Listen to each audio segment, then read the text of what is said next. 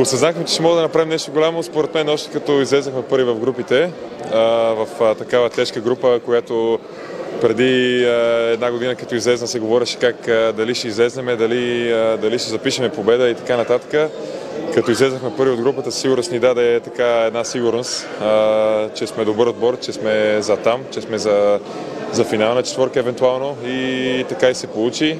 Разбира се, имахме и малко по-лек поток, отколкото примерно Италия и Полша и така нататък, но това е част от спорта.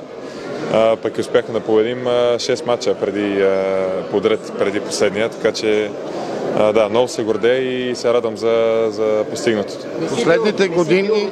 Не си бил роден 94-та, когато националните по футбол се прибраха, имаше такава еуфория. Почти мисля, че не е имало тогава такова нещо. Сигурно само си чувал, сега виждаш ли за какво става дума и те първа предстои да видиш още? Виждам и е наистина прекрасно. Даже емоционално почти ми се насълзиха очите, като видях близките, всичките хора, всичките прекрасни неща, които ни подаряват. Страхотно, страхотно.